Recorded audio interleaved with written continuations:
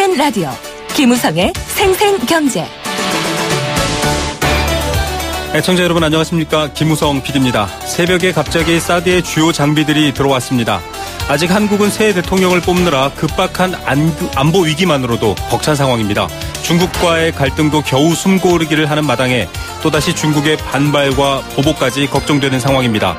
미중경제연구소 조용찬 소장과 함께 이 상황 정리해드립니다. 오늘은 수요일이죠. 금융감독원과 함께 전해드리는 경제수사대, 여러분도 함께 수사를 하는 수사대의 일원이십니다. 오늘은 보이스피싱 피해자가 되는 것도 억울한데 동시에 대포통장 명의인까지 되어버리는 이중 피해 상황 전해드립니다. 물론 여러분의 신고와 동참이 가장 좋은 예방법입니다. 잠시 후 이어질 첫 번째 생생 인터뷰, 대한민국 치킨전의 저자 정은정 농촌사회학자와 함께 최근 인상 조짐을 보이고 있는 치킨 가격과 이 치킨에 숨어있는 다양한 불합리한 구조들 밝혀드리겠습니다. 2017년 4월 26일 수요일 김우성의 생생경제, 애청자 여러분께 문을 엽니다.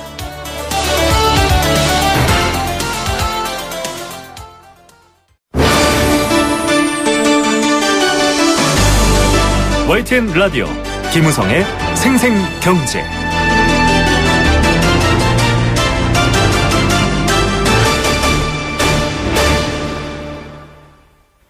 네, 첫 번째 생생 인터뷰입니다. 피부에 와닿는 이슈로 먼저 여러분께 전해드릴 인터뷰, 바로 치킨 얘기입니다. 어제 뉴스에서도 저희가 브리핑해 드렸는데요. 이 치킨 프랜차이즈 1위 업체 BBQ가 가격 인상 방침을 밝혔습니다. 이 치킨값에 정부가 민감할 만큼 이 굉장히 민감하고 또 피부에 와닿는 이슈죠. 하지만 정부의 의견도 일단은 먹히지 않았습니다. 치킨업계는 인건비 또 경영상의 이유로 가격 인상이 불가피하다 이렇게 밝히고 있습니다. 정부도 역시 딱히 방법이 있는 건 아닙니다. 이제 치킨 한 마리 값이 2만 원입니다. 주말에 치킨 먹자 이런 얘기 좀 부담스러워질 수도 있다 이렇게 보고 있고요. 또 치킨값 같은 물가처럼 올라가야 할 이유가 있으면 올려야지라고 보시는 분들도 있던데요. 정말 이 치킨값에 어떤 이야기가 숨어 있길래 이렇게 치킨값에 민감해하고 정부까지 그 가격 인상에 신경을 쓰고 있을까요? 이 분야 관련해서 여러 가지 자료를 찾다가 대한민국 치킨전이라는 책을 발견했습니다. 치킨에 얽힌 많은 얘기를 풀어내고 있는 학자가 쓴 책인데요. 농촌농업사회학자 정은정 선생 연결해서 얘기 들어보겠습니다. 안녕하십니까? 네, 안녕하세요. 예, 일단 피부에 와닿는 저희 서민들 혹은 청취자분들의 반응은 야, 치킨값 이거 올려야 되냐라는 이제 얘기인데 일단 10% 가까이 오를 것이다 이렇게 얘기가 나왔습니다. 비용 문제 때문인데 어떻게 보십니까? 치킨값 인상? 일단은 지난 연초에 주류독감이 AI가 굉장히 심하게 이렇게 휩쓸고 지나가면서 네. 이렇게 인상 요인을 좀 그러니까 농식품부에서 좀 이렇게 압박을 했어요. 올리지 말아야 된다고. 그래서 네네. 그때는 이렇게 BBQ 쪽에서 한 발 물러서는 양태였는데요. 이제 어제부터 해서 이렇게 다시 올리겠다고 했고, 그 이유 중에 하나가 이제 가맹점주들의 상황들이 너무 안 좋다. 이제 이런 이야기를 했는데, 네. 원칙적으로는 어쨌든 시장 경제니까 자율적으로 가격을 인상하거나 인하하는 것은 자율이라고 할 수는 있지만, 제가 좀 이렇게 소비자로서 혹은 연구자로서 질문을 하고 싶은 거는, 네. BBQ가 그럼 그동안에 이 가맹점주들의 어떤 이윤 포기라든가 혹은 이 상황 개선들을 하기 위해서 자체적으로 노력은 얼마나 했는지, 그거는 사실 좀 한 번은 묻고 싶거든요. 네. 결과적으로는 이러한 상황들 100% 이 가맹점주 내지는 이 치킨 재벌이라고 표현하셨던데요. 이 거대 프랜차이즈의 말을 들어준다고 하더라도 결과적으로는 소비자 부담으로 결론 지어져 버리는 상황, 이 상황을 좀 되돌아봐야 한다 이런 말씀으로 봐도 될까요? 예, 그렇다고 할 수 있죠. 아무래도 치킨 같은 경우에는, 가장 많은 사람들이, 그러니까 서민들이 제일 즐겨 먹는 음식이고요. 그래서 그렇게 가격이 오르거나 했을 때, 일단 1차적으로 소비자들에게도 피해가 가지만, 일단은 조금 더 높은 가격으로 우리가 먹으면, 적어도 이렇게 닭을 기르는 육계 농가한테 도움이 되느냐, 또 그런 구조는 아니다라는 게 사실은 좀 문제인 거죠. 아, 네. 이게 사실 저희가 식탁에 오르는 치킨, 이 먹거리만 보고 있기 때문에 정확한 치킨의 구조를 알지는 못합니다. 이번에 네. 대한민국 치킨전 이 책에서도 사실 그런 것들을 분석하시고 연구하셨는데, 어떻습니까? 지금 2만 원짜리 치킨 가격, 일단 이게 예상되어 있는데, 이 2만 원짜리 치킨이 밥상까지 오게 되는 구조가 어떻게 되나요? 좀 간략하게 말씀 부탁드립니다. 뭐 일단은 우리나라 닭 육개 자체는요, 그 100% 기업들에서 좀 생산을 한다고 보면 되고요. 아, 개별 농가가 아니고요? 예, 그러니까 네네. 개별 농가들이 생산하지만 그 개별 농가들이 거대한 육개 회사에 좀 소속돼 있다고 보시면 되고요. 아, 네. 그래서 이제 본사 쪽에서 가져가서 어떤 도계와 발굴 과정을 거쳐서 그 대형 프랜차이즈라고 계약이 돼 있어요. 네. 그래서 뭐 이제 대형 치킨 프랜차이즈에서는 뭐 이제 그 염지 과정을 거쳐서 본사에서 가맹점으로 이렇게 그 닭이 들어갔을 때는 네. 생산재하고 그다음에 가맹점에 갔을 때 한 10배 정도의 가격 차이가 나거든요. 10배요. 이 닭값에서. 네. 예, 그래서 그렇게 돼서 뭐 또 치킨 한 마리에 차지하는 비용 중에서 식용유라든가 소스류, 그리고 뭐 튀김가루나 그리고 포장지, 그리고 무엇보다 우리는 이제 배달을 시켜 먹기 때문에 그렇죠. 배달이 차지하는 원가도 꽤 들어갑니다. 그래서 각 가맹점들 혹은 이제 치킨점에서 실제로 이렇게 한 마리를 팔았을 때 2,000원에서 아주 높게 잡아도 3,000원 정도의 순이익이 남지를 않거든요. 치킨 가게가 남기는 게 그 정도밖에 안 되는 거군요. 예, 그리고 네. 문제는 전국에 치킨점이 너무 많다라는 거죠. 그래서 실제로 팔 수 있는 그 평균 마리수를 보면은, 조사를 해보면 한 30마리 정도밖에 안 된다고 이렇게 나오거든요. 네네. 물론 장사가 잘 되는 곳도 있고 안 되는 곳도 있지만, 그래서 그 한계선상에 이렇게 다 지금 버티고 있는 구조이기 때문에, 올려야 된다라는 어떤 명분에는 동의는 할 수 있지만, 올린다고 해서 그것이 이렇게 가맹점들, 그러니까 혹은 치킨점 사장님들한테 큰 도움이 될지는 사실은 저는 좀 회의적입니다. 네, 이 가격이 이 지금 프랜차이즈 대형 업계는 이 가맹점이 힘들다라는 이유 또 여러 가지 임대료 뭐 얘기를 하고 있는데 사실 가격 구조를 봐도 그 말이 맞나 이런 의구심이 된다라는 건데요. 이 뭐 연구하신 책에서도 나오지만은 2마리 치킨이 언제부터 유행하기 시작했고요. 치킨, 네. 그러니까 닭들이 작아졌어요. 근데 네네. 이제 제가 해외 사례, 특히 일본 규슈 지방 같은 경우는 뭐 굉장히 큰 토종 닭을 억지로 복원해서 다시 하고 있다라고 하는데 이 닭이 작아지고 닭의 무게가 낮아진 것도 좀 특별한 이야기가 있다고요. 뭐 아무래도 닭이 작아지면은 그게 회전율이라고 하거든요. 네네. 짧게 키우고 그러면 1년에 한 번에서 2번 정도를 더 키울 수 있으니까 그러면은 육개회사 입장에서는 사료도 팔 수 있고 아무래도 조금 더 이렇게 그 대량 생산이 가능하기 때문에 훨씬 더 이윤 구조에서는 회전율이 되게 중요하거든요. 그런 면에서 매우 유리한 구조라고 할 수 있죠. 이 대형 육개 회사 흔히 지금 한국에 뭐 이름 되면 알만한 몇 개 회사들이 사료도 팔고 닭의 종류, 그러니까 닭의 품종도 결정을 한다 이 말씀이신 건가요?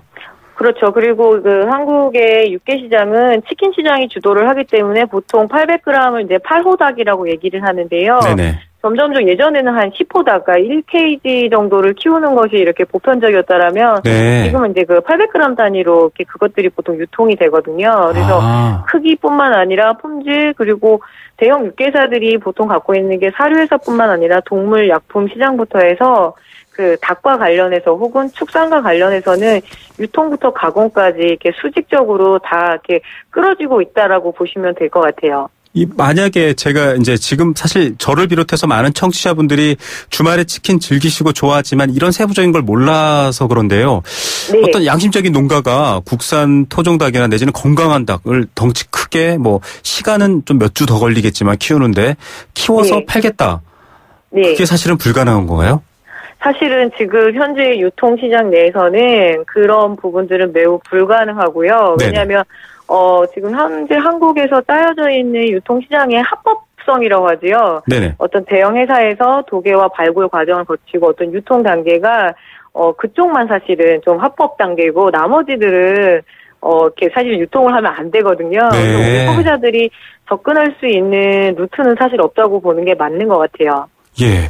이 주변에서 뭐 해외여행을 가시거나 혹은 다른 지역에서 어떤 이렇게 뭐랄까요. 작은 가게에서 닭을 드셔본 분들은 닭 크기가 달라라고 얘기하시는데 이런 얘기가 숨어 있었군요. 이 닭값이 네. 떨어지거나 폭락하거나 AI가 발생할 때 이 많은 네. 국민들이 안타까워하시거든요. 아유 저거 네. 자식같이 키웠을 텐데 어떡하냐라고 해서 닭을 더 사 먹으면 되나 아니면 뭐 네. 닭고기를 좀 많이 먹어야 되나 이러고 있는데 대안이 됩니까? 글쎄요, 제가 보기에는 지금 대안이라고 하기에는 어렵고요. 일단 기본적으로 지금 닭들의 생산이 굉장히 과잉 생산인 것만은 확실해요. 아, 네. 다만 좀 적게 정성스럽게 키웠을 때 거기에 이렇게 가격을 제대로 매겨줄 수 있어야 되는데 소비자들한테 그 전가를 시키는 것이 아니라 어떤 소수의 그 육계 기업하고 그리고 대형 프랜차이즈 회사들이 자신들의 몫을 조금 더 내놓아 줄 수 있어야 되거든요. 왜냐하면 그동안 굉장히 그 독점 상태에서 많은 이윤을 축적한 단계이기 때문에 네. 더 이상 이제 그 몫을 더욱더 이렇게 가지려고 하면 안 되는 것 같아요. 그래야지만 이 그 구조적인 문제들이 개선이 되는 거지 가격을 올린다고 해서 소비자도 마찬가지고 생산자들에게도 이렇게 큰 이익의 구조가 나오지 않는 거라고 저는 보고 있고요. 네, 결국 뭐 이 경제, 특히 유통에 있어서의 대부분의 폐단이라고 지금 지적되는 부분이 중간 유통 마진만 배를 불리고 소비자와 생산자는 가난해지고 지금 이게 문제인데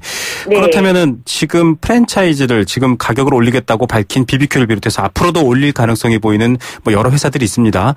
네. 그 회사들의 이윤 공개라든지 가격 구조는 공개하지 않았나요? 뭐 사실은 이렇게 조금씩 언뜻 공개하긴 하지만 그 각자의 영업 기밀이라고 하는 이유 때문에 공개하지 않거든요. 왜냐하면 레시피가 공개가 되면 자기들 어떤 소스나 이렇게 공개돼서 안 된다라고는 얘기는 하지만 그 과정에서 사실 가맹점주들도 투명하게 모르는 거예요. 자기가 어떤 한 치킨 프랜차이즈 소속이 돼서 그 치킨을 이 가격에 팔고 있는데 실제로 이 가격이 차지하는 원가에 대해서 정확히 알고 있지 못한다라는 게 그 한국 프랜차이즈의 굉장히 큰 문제거든요. 네. 뭐 비단 치킨뿐만 아니라 대체적으로 치킨을 포함한 여러 요식업들의 가장 큰 문제라고 할 수 있죠. 그래서 원가 공개에 대한 압박들이 한 번씩은 있어 왔는데 솔직히 말씀드리면 그들이 갑이잖아요. 그래서 그것들을 네. 이렇게 자기들이 알아서 공개할 일은 사실은 없거든요. 네. 자, 지금처럼 소비자의 힘, 소비자의 목소리가 세지고 있는 시기도 없지만 한편으로는 아직 바뀌지 않은 그런 면도 있습니다. 일단은 네. 닭의 품종이 그렇게 작아지고 뭐 800g 단위, 이 과거에 삼계탕에나 들어가던 이 사이즈 같은 느낌인데요. 그런 닭들이 주가 되고 이렇게 되는 것도 역시나 대형 육계 프랜차이즈 이런 것들이 얽혀 있다라고 하셨는데 네. 앞으로는 돼지고기나 소고기도 그렇게 될 수 있다. 다시 말해서 우리가 삼겹살집에 가서 구워 먹는데 특정 브랜드만 먹게 되거나 그럴 수 있다. 심지어는 뭐 삼겹살집 자체가 프랜차이즈화돼서 그렇게 될 수도 있다. 이런 경고를 하셨어요. 네네. 뭐 이미 벌써 우리도 이렇게 익숙한 그런 삼겹살 프랜차이즈들에 대해서 이렇게 이름을 많이 들으셨을 거고요. 네네. 농촌 현장에 가면 위탁 양돈이라고 해서 이게 대형 축산 기업들이 또 있어요. 그래서 네. 닭도 가지면 사실은 사료도 갖고 있기 때문에 닭도 기를 수 있고 오리도 기를 수 있고 돼지도 기를 수 있거든요. 그래서 네. 벌써 위탁 양돈 비율이 적어도 한 30에서 40%까지는 올라왔기 때문에 네네. 향후 어떤 이런 치킨 시장처럼 소수의 어떤 축산 기업들이 양돈부터 그리고 아주 장기적으로는 한우까지 그렇게 가질 확률이 아주 높지요. 예, 이게 참 생산 농가에는 위탁 계약을 해서 사료도 팔고 또 원하는 품종을 요구해서 그 품종만 키우게 하고 그걸 또 유통 마진을 얻은 다음에 소비자들한테는 또 사실상의 독점 성격이 강한 그런 공급을 한다. 이 얘기를 생각하시면은 이게 내가 먹는 닭이 도대체 어디서 왔나 다시 한번 청취자분들도 생각하실 텐데요. 궁금한 게 있습니다. 이쪽 분야 뭐 대한민국 치킨전 책을 내면서 연구까지 하셨는데 네. 우리나라 국민들 1년에 닭 얼마나 먹습니까? 작년 그 국립축산과학원에서 발표한 도계량이 네.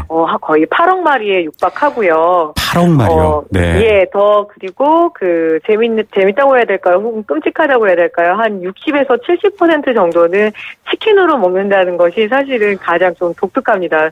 원래 그 닭이라는 게 이렇게 터부가 없는 식재료이기 때문에 전 세계에서 가장 사랑받는 식재료기는 하거든요. 그렇죠. 근데 한국은 유독 이제 좀 치킨으로 많이 먹기 때문에 1인 1닭 시대라고 하잖아요. 그래서 네네. 거의 한 4억 마리에서 5억 마리 정도 그 정도 이렇게 우리가 치킨으로 소비를 하고 있기 때문에 그래서 가격의 민감도가 더 높은 것 같아요. 치킨을 자주 먹을 수 있는 인구 수를 한 3천만 명으로 잡아도 최소한 먹는 닭 수가 이 두 자릿수로 올라가게 됩니다. 예, 이게 사실은 여러 가지 구조 지금 문제들 충분히 문제 의식은 청취자분들도 공감했을 것 같은데요. 꼭 지적하고 싶은 문제가 있습니다. 이 닭과 관련된 문제인데 AI 문제거든요.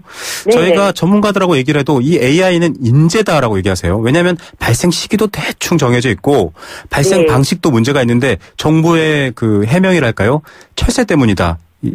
심한 말로 철새 분변 수거하러 다니거든요. 그게 철새한테 탓을 몰아서 관리 책임을 미루는 거다. 이런 지적도 하셨던데 AI는 어떻게 보십니까?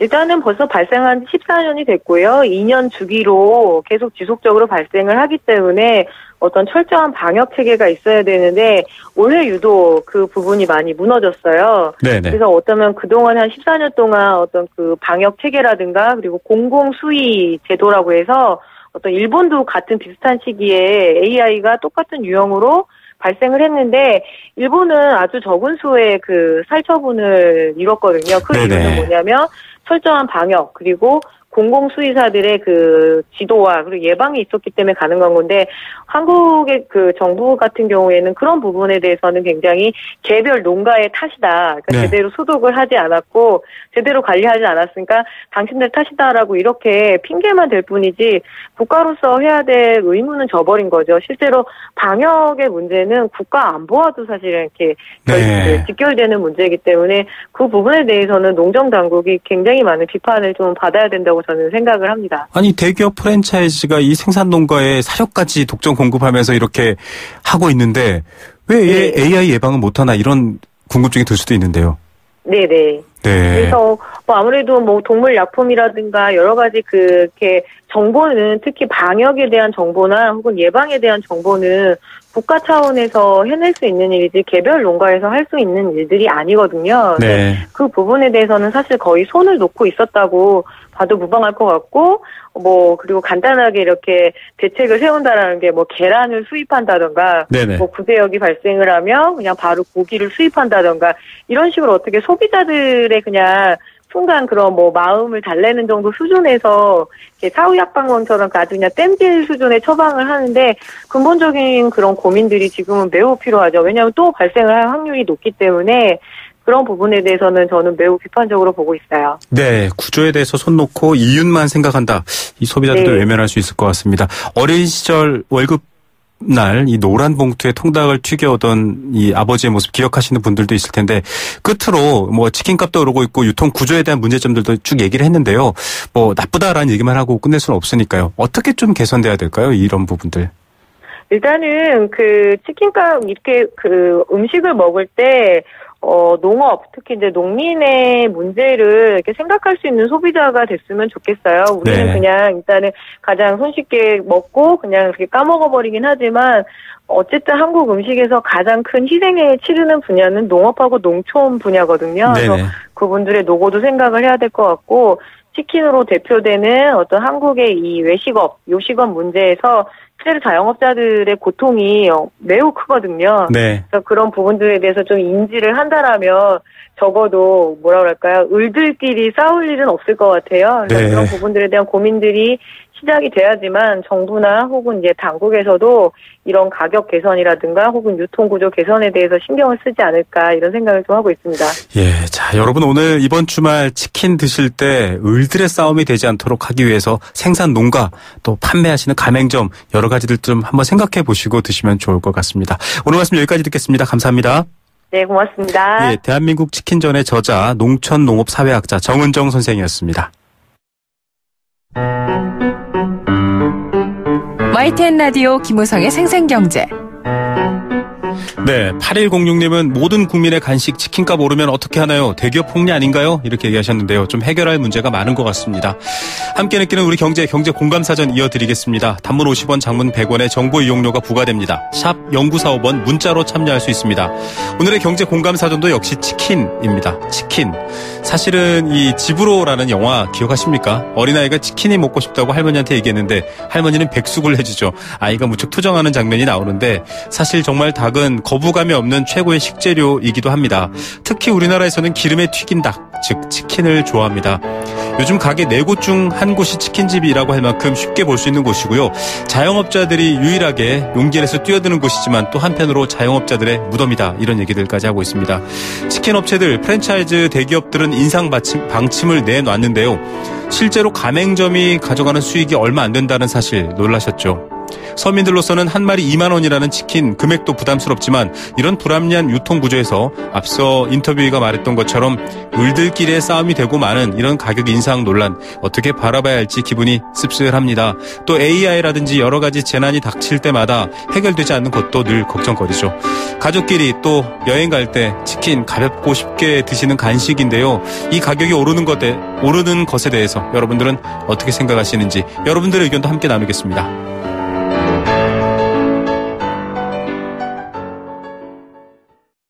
생생경제 일부 포스코와 함께했습니다. 캠페인 2개 듣고 경제 톱뉴스 시작합니다.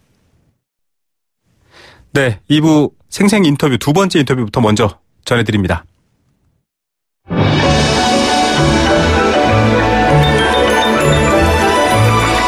오늘의 경제를 들여다보는 시원한 창.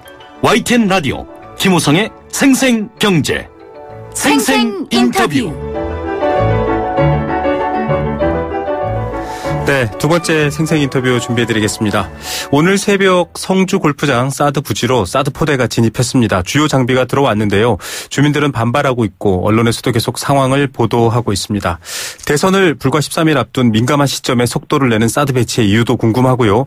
또 이렇게 한반도 주변으로 긴장이 고조되면서 미중 관계 또 중국 내 한국 기업의 상황까지 변화하고 있습니다. 유통업에서는 이미 중국 시장을 무덤으로 보고 있다. 이런 얘기까지 나오고 있습니다. 직격탄을 맞은 롯데뿐 아니라 이마트도 철수하고 있는 상황인데요. 이 북한 주변에 군사적 긴장까지 높아지고 있어서 상황이 더 복잡합니다. 어떤 내용인지 한번 흐름 짚어보겠습니다. 미중경제연구소 조용찬 소장 연결합니다. 소장님 안녕하십니까? 예, 안녕하십니까? 예, 소장님께서 과거에도 이 사드 갈등으로 인한 중국과의 여러 가지 경제 또 무역의 상황들 이 단계별로 정리해 주셨는데요. 이제 본격적으로 포대 주요 장비가 들어왔습니다. 현재 중국의 대응과 향후 상황 어떻게 가고 있을까요?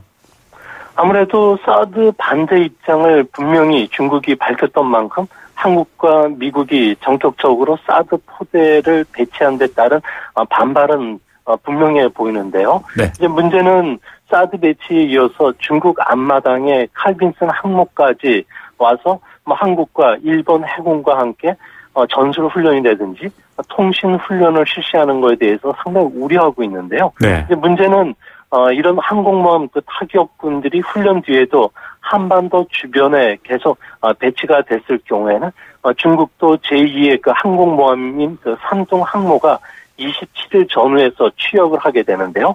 이렇게 되면 서해에서의 군사적 긴장감은 어느 때보다도 고조가 될 것으로 보여집니다. 이제 문제는 미국과 중국은 북핵 문제라든지 통상 문제를 포함해서 큰 그림을 그리고 있기 때문에 네. 미국에 대해서는 대응은 자제할 것이 분명한데요.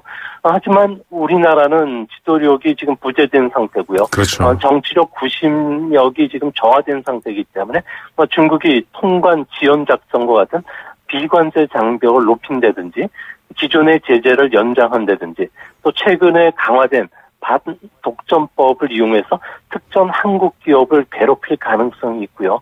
또한 관변 언론을 통해서 한국 흔들기라든지 한국 흠집내기 쪽에 나설 가능성도 있다는 점도 주목해서 보셔야 될 것으로 판단됩니다. 네, 사실 지금까지도 이 WTO에 제소당하지 않을 정도 수준의 비관세 장벽 또 여러 가지 이 자국 내 여론전 사실 중국은 정부 통제가 좀 강한 편이기 때문에 이런 것들로 괴롭혀 왔는데 유통 쪽은 타격이 컸지만 좀 효과는 없었다 이런 시각도 있습니다. 수출도 잘 되고 있고 화장품도 중국 잘 팔리더라 이런 얘기도 나오고 있는데 지금보다 좀 더 강화된 새로운 게 나오지는 않고 지금의 수준에서 좀 더 강화할 뿐이다. 이렇게 중국 측의 대응 예측해도 되는 걸까요? 네, 오히려 좀 노골적으로 좀 더 괴롭히는 대상이 좀 늘어나지 않을까 보여집니다. 아, 네. 우려스러운 점은 SK 하이닉스 같은 경우에는 마이크론 등과 컨소시엄을 구성해서 도시바 반도체 우선 협상 자격을 따낼 가능성이 높은데요. 네. 이렇게 되면 중국 내 기업 결합 승인을 해주지 않는다든지 최대한 승인을 지연시키는 방법을 통해서 인수 작업을 방해할 가능성이 있다는 점입니다. 네. 이뿐만 아니라 중국이 세계 최대 반도체 소비국인데요. 중국 정부가 반독점법 세부 규정을 수정을 해서 한국 반도체라든지 액정 패널뿐만 아니라 자동차와 관련해서도 사소한 불공정 거래를 트집 삼아서 강하게 처벌할 가능성도 있습니다. 이럴 경우 국내법에 저촉이 됐기 때문에 WTO의 제소가 상당히 힘들다는 점, 그리고 우리나라 기업들은 막대한 과징금을 부과받을 수가 있기 때문에 이런 점에서는 우리가 주의해야 되지 않을까 생각이 듭니다. 네, 앞서 뭐 다른 이제 법학 분야 전문가들과 인터뷰를 할 때도 나왔지만 자칫 제소했다가 망신당하거나 면죄부를 줄 수 있다 얘기 나올 만큼 중국 측이 참 교묘합니다. 일단 이 유통업계에서 직격탄을 맞은 롯데뿐만 아니라 이마트도 이제 철수, 중국 시장을 포기하게 되는 건데요. 뭐 다른 산업 분야는 아직까지 유관 관계가 있긴 합니다만 이 중국과의 어떤 직접 소비자가 맞닿는 이런 부분들은 이제 거의 회복하기 어렵다 이렇게 봐야 할까요? 어떻습니까?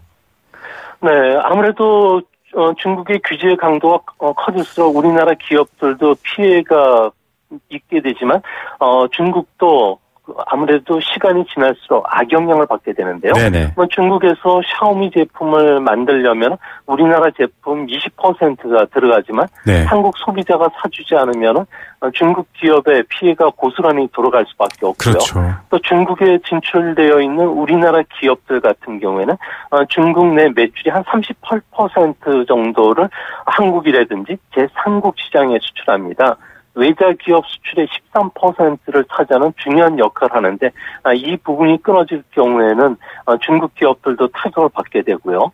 또한 우리 기업들은 중국에서 원부자재라든지 중간재의 56%를 조달하고 있습니다. 네. 2만 6천 개 기업이 80만 명 이상을 직접 고용하고요. 간접 고용까지 포함하면 200만 명에 달하기 때문에 아무래도 중국이 치킨 게임에 들어갈수록 시간이 가면 갈수록 중국 측 피해도 더 커질 것으로 보여집니다. 예, 중국이 더욱더 압박을 가속화할수록 자국, 중국의 피해도 커질 수 있다. 일단은 지금 등장하기로는 사드의 반사이익을 얻어왔던 기업들은 주가가 당장 올랐고요. 또 중국의 여러 가지 상황들 지금 설명해 주셨지만 현재 중국 경제가 어떠냐 이런 맥락 좀 알아야 될 것 같습니다. 이 군사적 긴장 고조의 어떤 중요한 배경 중에 하나일 텐데 지금 중국 경제 현재는 어떤 상황으로 가고 있습니까? 네, 중국 경제 같은 경우는 지금 구조 개혁과 관련해서 상당히 많은 투자들을 하고 있고요. 외국 기업들의 선진 기술을 수입하기 위해서 여러 가지 노력들을 하고 있습니다. 반도체 하나만 예를 들더라도 무려 40조 원의 펀드를 만들어서 해외 기업들 인수에 나서게 되는데요. 네네. 아무래도 사드 갈등으로 인해서 반중국 정서가 서방 기업들의 확산이 됐을 경우에는 중국 기업들이 제4차 산업혁명을 추진하는데도 상당히 어려움을 겪을 것으로 보여지고요. 네. 중국 정부가 의욕적으로 추진하는 중국 제조 2025에도 차질을 빚을 수밖에 없기 때문에 앞으로 우리나라에 대한 규제 강도라든지 이런 부분들은 오히려 좀 세부적으로 들어갈 가능성이 크지만 전체적인 맥락에서는 더 이상 국제 여론전에 휘말리지 않도록 세밀하게 또 관리하는 측면도 같이 벌어질 것으로 예상이 됩니다. 예, 중국 경제도 안심하고 고도 성장을 하는 시기가 더 이상 아니기 때문에 이런 것들이 걸림돌이 될 수도 있다 이런 판단이시군요. 네, 그렇습니다.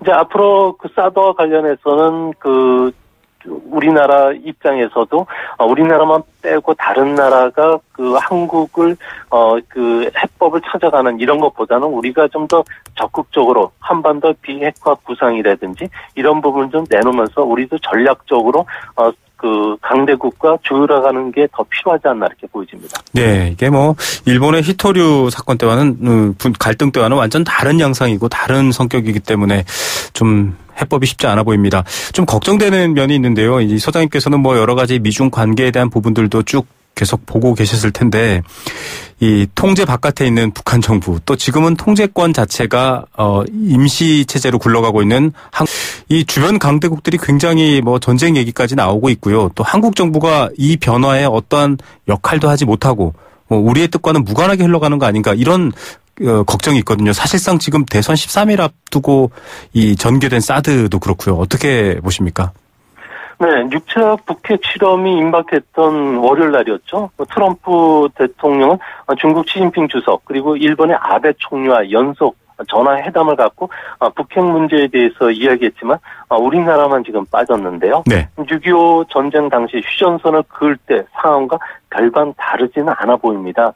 당분간 북핵 핵 문제는 근본적인 해법을 찾기 어렵다는 점에서는 네. 앞으로도 이런 갈등은 지속이 될 것으로 보여지는데요. 네네. 그런 만큼 미중과의 그 고위 전략 회담을 통해서 남북 문제를 전략적으로 조율할 필요가 있겠고요. 네네. 또 북핵 문제 해결 없이 남북 관계 개선은 한계에 봉착할 수밖에 없기 때문에 국제 사회와 함께 제재와 대화를 같이 병행하는 노력이 필요하지 않나 보여집니다. 예, 지금 이제 한 13일, 한 2주 뒤면은, 지난 이 국정농단 사태 이후에 새로운 정부, 또 새로운 대통령이 선출이 될 건데요.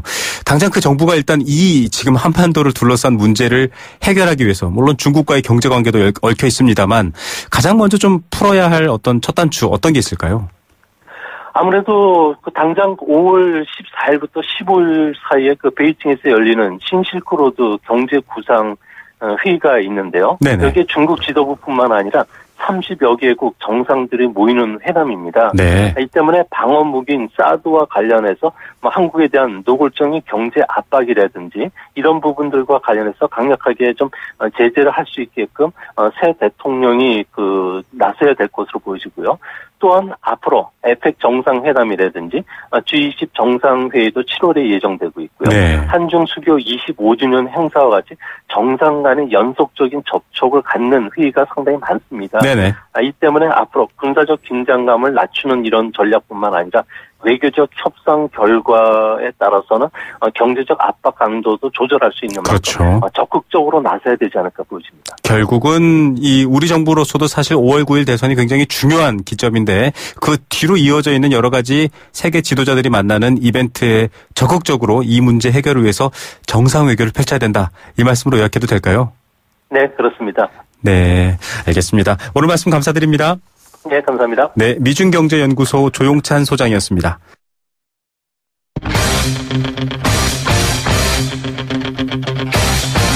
지금 가장 뜨거운 경제 소식. 경제 톱 뉴스. 네, 요즘 한국 증시는 오후 3시 30분에 끝납니다. 3시 30분 이후에 끝난 증시 상황 관련해서 중요한 뉴스가 있습니다. 코스피 지수가 2200을 넘었습니다. 관련 소식 첫 번째로 준비했습니다. 금리 오르는 시기 온도차가 있습니다. 예금금리는 천천히, 대출금리는 빨리 이런 차인데요. 관련 내용도 전해드리겠습니다. 이 시각 경제톱뉴스 이데일리 권소연 기자입니다. 안녕하십니까? 네, 안녕하세요. 예, 지금 보니까 2207.84, 0.5% 오르면서 마감했는데 2200 넘었네요. 네, 오늘 코스피 지수가 장 막판에 2210.61까지 올랐는데요. 네. 아예 이날 2202.37로 거래를 시작해서 출발부터 2200선을 넘어섰습니다. 오후 들어서 증시가 좀 더 강해져서 2210선도 넘어섰고 말씀하신 대로 종가는 2207.84로 마감했습니다. 네. 장중에 이 2200선을 넘어선 게 지난 2011년 5월 4일 이후 근 6년 만에 처음인데요. 네. 장중 사상 최고가가 2011년 4월 27일에 기록했던 2231.47입니다. 그러니까 이제 사상 최고가까지는 대략 한 20포인트가량 남겨놓은 건데요. 네. 한국 증시가 사실 한 5년간 박스권에 갇혀 있었거든요. 그런데 이제 드디어 이 상단을 돌파하는 건가 하는 기대가 높습니다. 일단 외국인과 기관 투자자들이 나란히 쌍끌이 매수에 나섰는데요. 네. 외국인은 오늘 하루 동안 한 대략 한 2,800억 원 정도 순매수했고요. 기관 투자자들이 한 1,600억 원 정도 순매수를 하다가 막판에 좀 정리를 하면서 한 870억 원대 순매수로 마감했습니다. 예. 자, 이렇게 증시가 오르는 것, 사실 이렇게 지정학적 위기와는 또 반대 방향 같기도 한데, 이유가 뭔가요? 일단 간밤에 뉴욕 증시가 상당히 좋았거든요. 나스닥 지수가 사상 처음으로 6,000선을 넘어서서 개장하기 전부터 국내 증시 투자 심리 좀 괜찮았습니다. 뉴욕 증시 오른 이유 보니까 이제 기업 실적 개선 이유가 컸는데요. 이렇게 미국 기업 실적이 좋고 미국 경기 좋아지게 되면 한국의 수출 기업들도 실적 전망 상향 조정될 수 있잖아요. 네. 그래서 국내 기업 실적 기대감도 상당히 커졌습니다. 네. 실제로 올해 코스피 상장사의 순이익이 한 100조 원을 넘어설 것이다 이런 전망도 나오고 있는데요. 여기에다 지금 트럼프 정부가 기업에게 좀 유리한 세제 개편안을 내놓을 것이다. 이런 기대감도 경기에 대해서 조금 긍정적인 전망을 하게 만든 요인입니다. 네네. 여기에다가 국내외 불확실성도 좀 해소되는 분위기인데요. 지금 가장 큰 우려가 이 프랑스 대선 문제인데, 그렇죠. 지금 결선 투표를 앞두고 있잖아요. 그런데 극우 성향의 마틴 르펜이 당선되면 프랑스도 유럽연합을 탈퇴할 수 있다. 이런 프렉시트 우려가 높았는데 지금 중도 성향의 에마뉘엘 마크롱 후보가 승리할 것이다. 이런 전망이 높아지면서 이런 우려가 일단 좀 진정이 됐습니다. 네. 앞으로 이제 주가가 더 오를 것이냐 이게 가장 궁금한 내용인데요. 일단 지금 전문가들 사이에서는 좀 더 오를 수 있다 이런 전망이 높습니다. 일단 미국 달러화가 약세를 보이면서 외국인 투자자들이 보기에는 상대적으로 국내 증시 매력이 좀 더 높아진 상태고요. 네. 여기에다 기업 실적 받쳐주고 있고 또 대내 불확실성 해소되고 이러면서 악재가 좀 사라지고 있는 분위기입니다. 그래서 전문가들은 코스피 지수가 대략 한 2350선까지는 갈 수 있지 않겠냐 이렇게 보고 있는데요. 네. 노무라 증권 같은 경우에는 3000선까지도 내다보고 있습니다. 예, 정말 저평가를 극복하는 것뿐만 아니라 안보 문제와도 분리돼 있다라는 게 좀 의미 있는 얘기인 것 같습니다. 금리 얘기 좀 여쭤볼게요. 이 예금 금리는 천천히, 대출 금리는 빨리 이렇게 오르고 있거든요. 온도차가 좀 있는 것 같아요. 네, 보통 은행들 보면 예대 마진 먹고 산다 이런 말 많이 하잖아요. 네. 뭐 낮은 이자 주면서 예금 받아서 높은 이자 받고 대출해주면 그 차이가 고스란히 은행 이자 수익이 되는데요. 그래서 예금과 대출 금리 간 차이인 예대 금리 차 이게 이제 은행의 수익성을 결정하는 요인 중에 하나입니다. 네. 한국은행이 오늘 3월 금융기관 가중평균 금리 자료를 발표했는데요. 네네. 지난달 예금은행이 새로 대출해줄 때 적용한 금리와 새로 받은 수신금리 간 차이를 보니까 네. 1.99%포인트였습니다. 네. 이게 2월보다는 0.03%포인트 커진 건데요. 잔액을 기준으로 한 예대금리 차도 2.26%를 기록해서 지난 2015년 3월 이후 2년 만에 최대를 기록했습니다. 네. 주택담보대출 금리가 연 3.21%로 2월보다 0.02%포인트 올라서 2년 1개월 만에 최고를 기록했고요.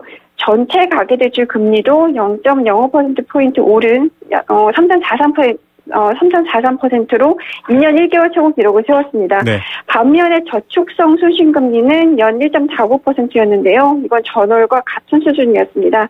그러니까 뭐 예대금리 차가 확대될 수밖에 없었던 상황인데요. 네. 사실 올해 1분기 은행들 깜짝 출동 내놨는데 뭐 물론 일회성 이익 반영된 요인도 있었지만 기본적으로는 예금금리 덜 올리고 대출금리 대폭 올려서 이자 수익 챙긴 이유가 컸습니다. 예, 이자의 온도차 이런 내막이 있었습니다. 오늘은 여기까지 듣겠습니다. 감사합니다. 네, 고맙습니다. 네, 이데일리 권소연 기자였습니다. 안전하고 행복한 경제 생활을 위한 시간. 경제 수사대. 네, 이 보이스피싱 범죄가 날이 갈수록 또 극악무도해지는 이유 아마 이렇게 많은 애청자 여러분들이 경제수사대가 함께 되어주시기 때문일 겁니다. 오늘도 함께하겠습니다. 금융감독원 불법금융대응단 이수인 선임조사역입니다. 안녕하십니까? 안녕하십니까? 예, 이 보이스피싱 피해 당하는 것 좀 요즘 뭐 여러 가지 특히 젊은 여성도 많다 이런 얘기 전해드렸는데 오늘은 보이스피싱 당한 것도 억울한데 대포 통장 명의인까지 돼서 이중 피해를 당한다 이런 사례가 있네요. 예.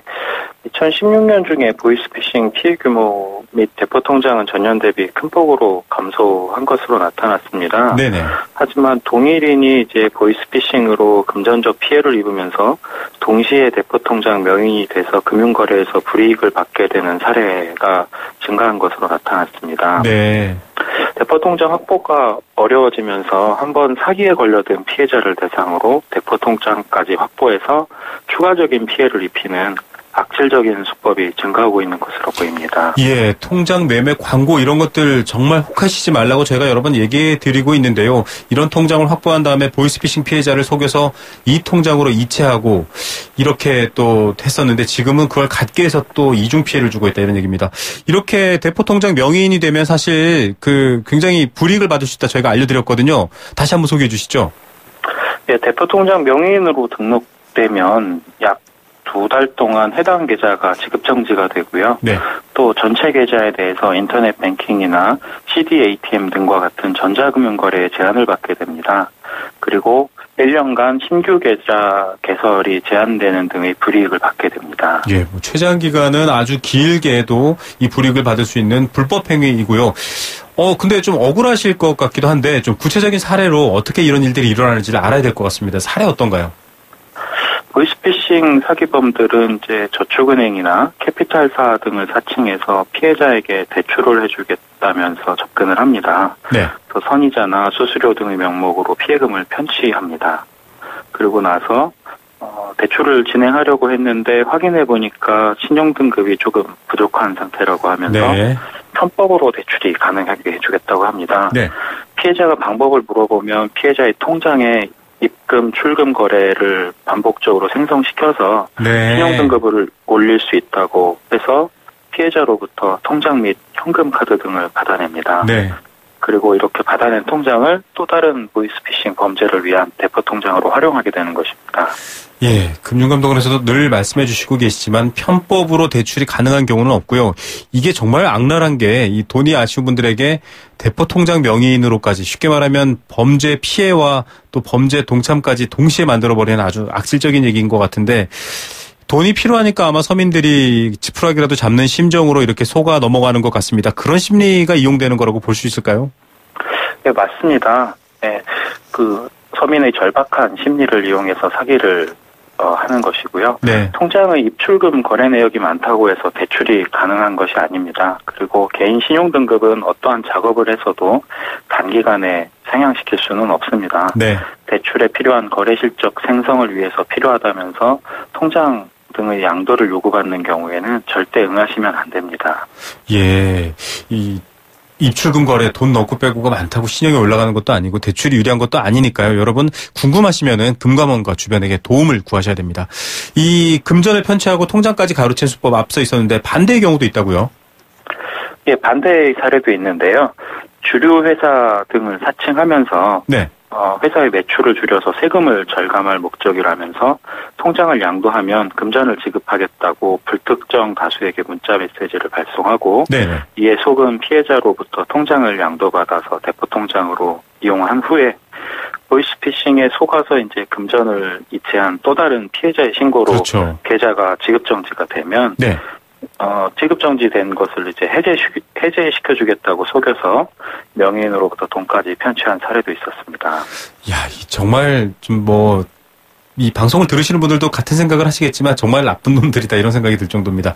이 속인 다음에 그 속인 거를 다시 풀어주겠다고 또 속여서 두 번 고통을 주는 경우인데 이렇게 피해 입는 분들의 좀 특징도 있을 것 같아요. 지난번에 보니까 좀 젊은 여성, 사회생활을 먼저 시작한 젊은 여성이 현금을 보유하고 있고 이런 부분들 때문에 타겟이 됐는데 이런 경우에도 또 연령별 특징 같은 게 있습니까?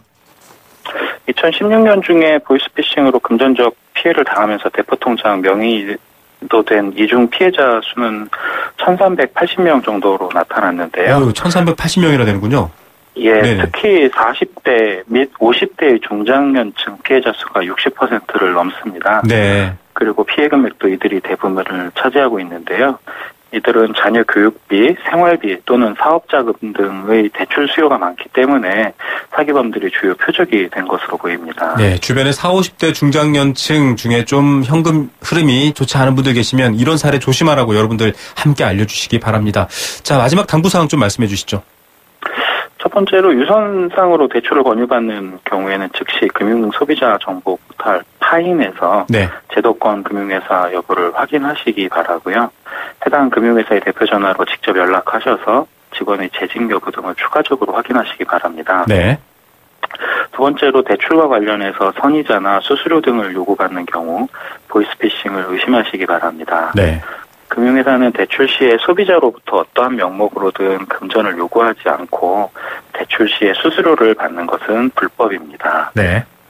마지막으로는 통장 등을 양도하는 것은 자신도 모르게 보이스피싱에 가담하게 되는 것임을 유념하시기 바랍니다. 자신의 통장에 입금된 보이스피싱 피해금을 직접 인출해서 전달하거나 다른 계좌로 이체해주는 경우에도 대포 통장의 명의인이 되게 되므로 이러한 행위에 일절 응해서는 안 됩니다. 예, 내 통장을 스쳐가는 것도 그렇고요. 내 통장 남에게 주는 거 범죄라는 거 여러분들 꼭 명심하셔야 될 것 같습니다. 오늘 말씀 감사드립니다. 감사합니다. 네, 금융감독원 불법금융대응단 이수인 선임조사역이었습니다. 네, 생생경제 포스코와 함께했습니다. 오늘도 여러분에게 도움되는 힘이 되는 경제 이야기였나요? 9246님 이런 얘기합니다. 저도 치킨 많이 좋아하는데 눈만 돌리면 여기저기 치킨집이 셀 수 없이 많습니다. 라고 하셨고요.